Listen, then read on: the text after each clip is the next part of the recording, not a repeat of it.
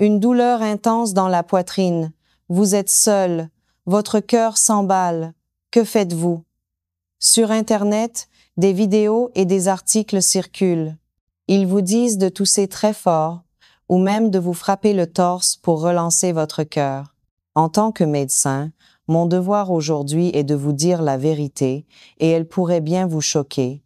Suivre ces conseils pourrait être la dernière erreur que vous commettrez. Mais ne vous inquiétez pas. Dans les prochaines minutes, je ne vais pas seulement déconstruire ces mythes extrêmement dangereux. Je vais surtout vous donner un plan d'action. 3 gestes en OR.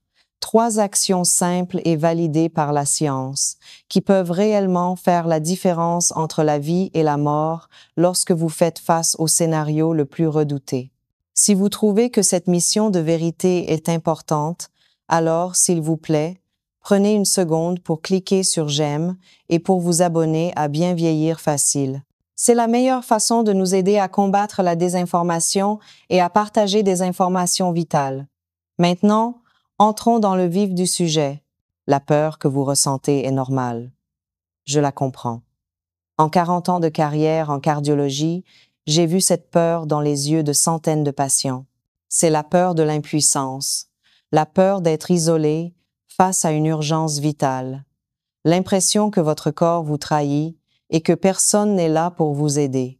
Cette sensation de pression sur la poitrine, comme un étau qui se resserre, le souffle qui devient court, la panique qui s'installe.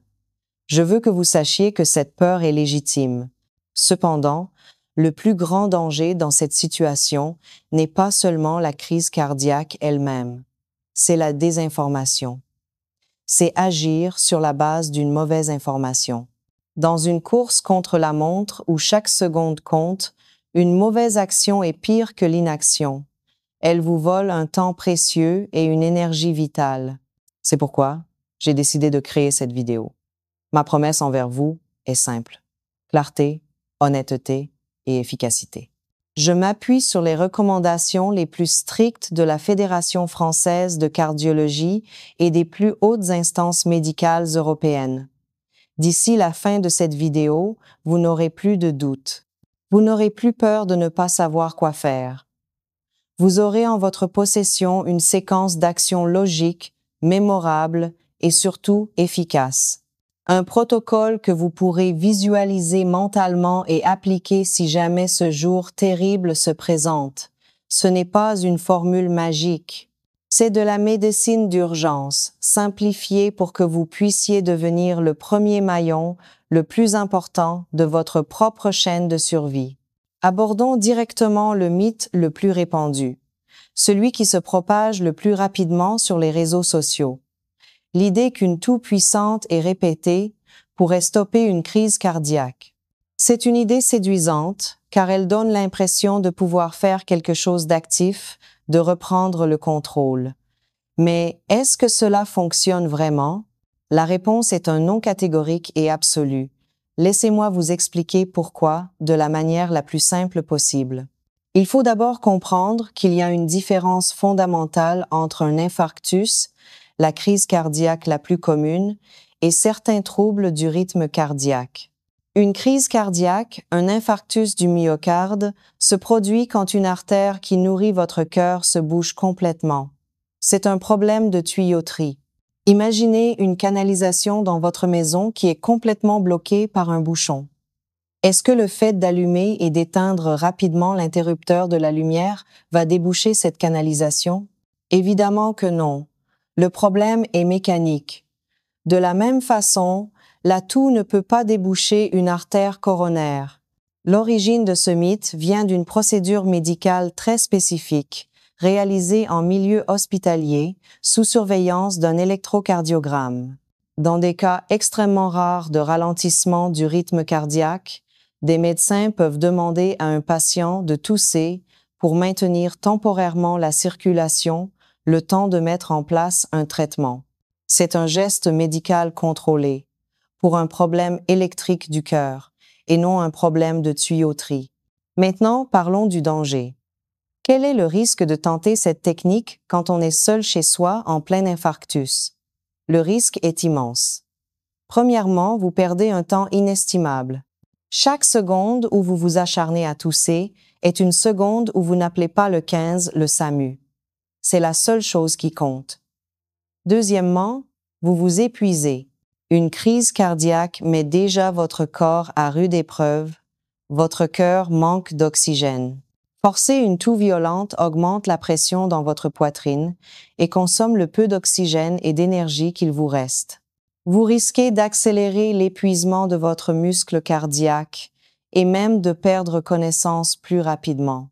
Les recommandations de l'American Heart Association et de l'European Resuscitation Council sont formelles.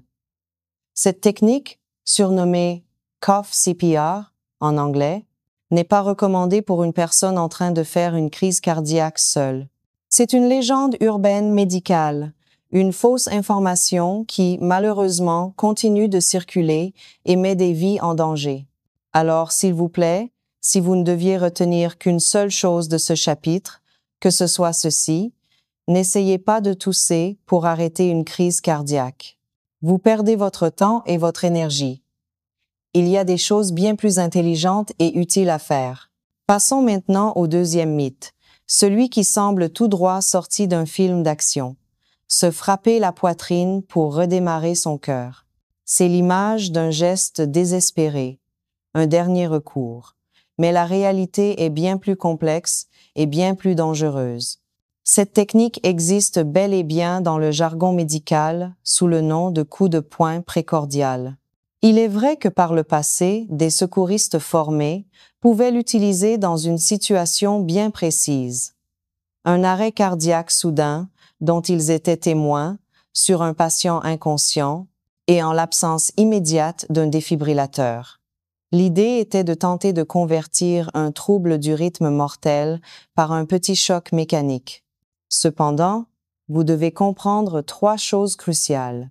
Premièrement, même pour les professionnels de la santé, cette technique est aujourd'hui largement abandonnée. Les directives internationales modernes ne la recommandent plus de manière systématique. Pourquoi?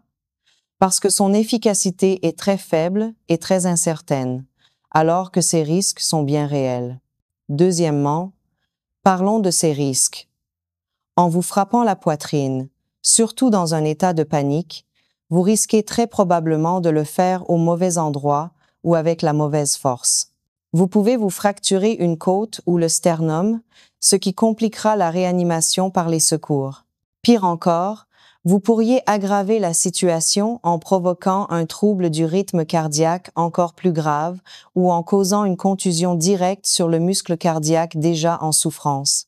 Troisièmement, et c'est le point le plus important, cette technique n'a absolument aucune utilité pour un infarctus du myocarde classique, où le patient est encore conscient. Souvenez-vous de notre problème de tuyauterie. Frapper sur le mur ne débouchera pas la canalisation. On entend parfois des histoires, des anecdotes, comme celle de cet homme qui aurait survécu grâce à ce geste. Mais la médecine sérieuse ne se base pas sur des anecdotes. Elle se base sur des études scientifiques portant sur des milliers, voire des millions de cas. Et les données scientifiques sont claires. Il n'y a aucune preuve qu'une personne consciente puisse s'auto-administrer ce coup de manière bénéfique lors d'une crise cardiaque. C'est un pari extrêmement risqué, une sorte de roulette russe médicale. Votre cœur, en pleine crise, est un organe vulnérable qui lutte pour sa survie.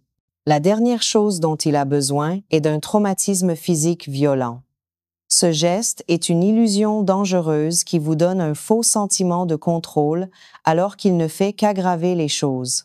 Oubliez-le, rayez-le complètement de votre esprit.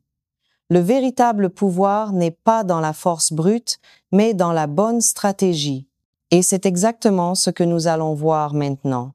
La stratégie qui sauve. Nous avons balayé ce qu'il ne faut surtout pas faire. Maintenant, concentrons-nous sur ce qui fonctionne, sur le protocole simple, logique et qui a prouvé son efficacité. C'est le plan d'action que je veux que vous mémorisiez. Il se résume en 3 lettres faciles à retenir, A, A, D, comme Appler, aspirine, déverrouiller. Retenez bien ces 3 lettres, elles sont votre ligne de vie. La première action, la plus cruciale de toutes, A pour appeler. Avant toute autre chose, sans une seconde d'hésitation, composez le 15. C'est le numéro du SAMU. Ce n'est pas le moment d'appeler votre conjoint, vos enfants ou votre voisin. Vous n'avez pas le temps d'attendre pour voir si la douleur passe. Chaque minute qui s'écoule, une partie de votre muscle cardiaque meurt. La seule chose qui peut vous sauver est une intervention médicale rapide. Prenez votre téléphone, composez le 15. Quand l'opérateur répond, restez calme et donnez les informations essentielles clairement. Bonjour, je pense faire une crise cardiaque. Je m'appelle votre nom. Je suis au votre adresse complète. Je suis seul.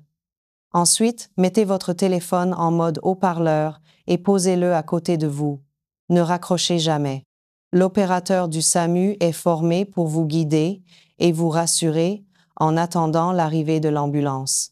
Il est votre premier secours. La deuxième action a pour aspirine. Juste après avoir appelé le 15, si et seulement si vous n'êtes pas allergique à l'aspirine et que votre médecin ne vous l'a pas contre-indiqué, prenez un comprimé d'aspirine. La dose recommandée est généralement entre 160 et 325 mg. Le point le plus important ici est la manière de le prendre. Ne l'avalez pas avec de l'eau. Vous devez le croquer, le mâcher. L'aspirine est absorbée beaucoup plus rapidement par les muqueuses de votre bouche et passe directement dans le sang. Pourquoi faire cela? L'aspirine est un antiagrégant plaquettaire. En termes simples, elle fluidifie le sang et aide à empêcher le caillot qui bouche votre artère de grossir. Elle ne va pas déboucher l'artère, mais elle peut limiter l'étendue des dégâts en attendant l'arrivée des secours. C'est un geste simple qui peut avoir un impact énorme sur l'issue de votre crise cardiaque. Si vous avez le moindre doute concernant une allergie ou une contre-indication, ne prenez aucun risque et passez directement à la troisième action. La troisième action, D pour déverrouiller et se détendre. Pendant que vous êtes en ligne avec le SAMU, dirigez-vous lentement vers votre porte d'entrée et déverrouillez-la. Ouvrez-la si possible ou au moins enlevez le verrou. Cela peut sembler être un détail, mais c'est vital. Vous permettez ainsi à l'équipe médicale d'entrer dès leur arrivée sans perdre de précieuses secondes à forcer la porte. Une fois cela fait, ne vous allongez pas complètement à plat sur le sol, car cela augmente le travail du cœur. La meilleure position est de vous asseoir par terre, le dos appuyé contre un mur ou un canapé, et de plier légèrement les genoux. Cette position semi-assise est celle qui demande le moins d'effort à votre cœur. Essayez de respirer calmement et aussi profondément que possible. Votre travail est maintenant de rester le plus calme et le plus immobile possible. Vous avez fait tout ce que vous pouviez faire. Appeler, aspirine, déverrouiller, ce sont les 3 gestes en or. Ce sont les seules actions dont vous devez vous souvenir. Savoir comment réagir dans le feu de l'action est une compétence de survie. Mais la meilleure des urgences est celle que l'on parvient à éviter. La véritable mission de cette chaîne, Bien vieillir facile, est de vous donner les outils pour ne jamais avoir à utiliser le protocole AAD. Prendre soin de son cœur n'est pas une tâche insurmontable réservée aux athlètes. Ce sont de petites décisions, répétées chaque jour, qui construisent une forteresse autour de votre santé cardiovasculaire. Je ne vais pas vous donner une liste de 10 commandements compliqués. Commençons par 3 stratégies simples que vous pouvez mettre en place dès demain. Stratégie numéro 1. Bougez un peu, mais tous les jours. L'idée n'est pas de courir un marathon. Une simple marche de 30 minutes par jour est déjà un cadeau extraordinaire que vous faites à votre cœur. Si vous habitez en appartement, montez quelques étages à pied au lieu de prendre systématiquement l'ascenseur. Le plus grand ennemi de votre cœur après 60 ans, c'est l'immobilité. Le mouvement est la vie. Stratégie numéro 2. Connaissez vos chiffres. Lors de votre prochaine visite chez votre médecin traitant, posez les bonnes questions. Quelle est ma tension artérielle? Quel est mon taux de cholestérol, le bon et le mauvais? Quelle est ma glycémie? Ces chiffres sont bien plus importants que votre date de naissance. Ce sont les indicateurs du tableau de bord de votre corps. Les ignorer, c'est comme conduire une voiture sans jamais regarder le niveau d'essence. Discutez avec votre médecin des objectifs à atteindre et des moyens pour y parvenir. Stratégie numéro 3. Faites un seul petit changement dans votre assiette. N'essayez pas de révolutionner toute votre alimentation du jour au lendemain. C'est le meilleur moyen d'échouer. Choisissez une seule chose. Par exemple, décidez d'ajouter une portion de légumes verts à votre déjeuner ou de remplacer votre biscuit habituel par une poignée d'amandes. Un seul changement. Tenez-vous-y pendant 1 mois. Et quand c'est devenu une habitude, choisissez-en un autre. Les petits ruisseaux font les grandes rivières, et les petites habitudes saines construisent une longue vie en bonne santé. Pour conclure, retenez ceci. Face à l'urgence, face à la peur d'une crise cardiaque lorsque vous êtes seul, oubliez les mythes. Votre force ne réside pas dans la toux ou dans les coups. Votre survie dépend de 3 actions claires. Appelez le 15, mâchez de l'aspirine et déverrouillez la porte.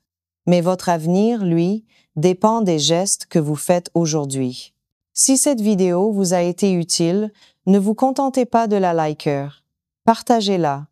Envoyez-la à un ami, à un parent, à un voisin qui vit seul. Une information correcte et partagée au bon moment peut littéralement sauver une vie. Et il n'y a pas de plus beau cadeau à faire. Je suis le docteur Léa Durand.